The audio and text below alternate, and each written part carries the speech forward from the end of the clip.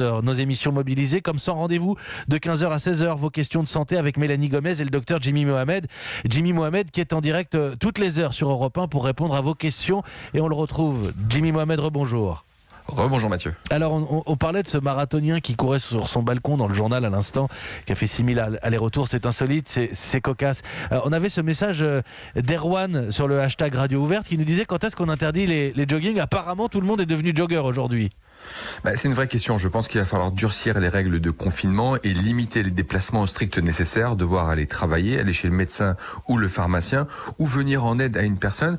Il est vrai que tout le monde se révèle une âme tout d'un coup de jogger. Il faut rappeler le concept du confinement, c'est de limiter les interactions sociales à moins de 5 par jour. C'est-à-dire que vous devez rencontrer dans le monde extérieur moins de 5 personnes. Alors évidemment, quand vous courez avec une distance de sécurité, on peut être rassuré. Cependant, attention, des infectiologues nous rappellent qu'à la campagne ou en bord de mer, le fait d'avoir du vent peut porter des particules et on peut aussi contaminer d'autres personnes. Enfin, si on fait du jogging, pourquoi ne pas marcher? Je pense qu'on envoie un message contradictoire et que petit à petit, il va falloir durcir ces règles. Il va peut-être falloir durcir ces règles. Voilà pour Erwan sur le hashtag Radio Ouverte où René s'est exprimé également. René qui a 92 ans, qui est à Lyon et qui vous demande est-ce que je peux faire des masques moi-même? Elle pense notamment à des draps en coton.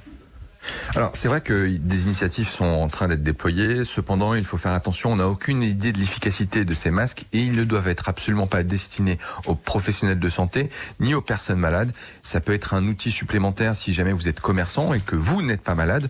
On conseille au moins d'avoir 2 couches de tissu avec une couche de molleton au milieu. Et j'aimerais quand même sensibiliser aux gens que une fois qu'on a ce masque, parfois, on se sent protégé de façon artificielle et on peut commettre des erreurs qui vont nous contaminer.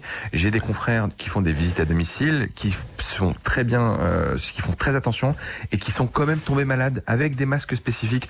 Donc prudence avec ces masques. Oui, pour les personnes non malades, éventuellement des commerçants ou des aidants, mais pas pour les professionnels de santé. Nous n'avons aucune idée de l'efficacité de ces masques, même si c'est mieux que rien. Il faut être Oui, je comprends ce que vous dites. C'est le côté mieux que rien. C'est-à-dire que si on n'en a pas, qu'on n'est pas dans les prioritaires pour en avoir, là on peut bricoler et ce sera toujours mieux que rien du tout. Mais c'est pas forcément fiable, normé comme doivent l'être les masques normalement. C'est bien cela. Oui, et puis il faut pas oublier de les laver, il faut savoir les mettre correctement. Si vous mettez vos mains ensuite sur le masque et que vous avez vos mains qui sont contaminées, même chose avec les gants, les gens portent des gants, ça ne sert pas à grand chose et souvent on commet des erreurs puisqu'on se pense protégé et lorsque vous retirez les gants ou le masque, vous pouvez vous contaminer.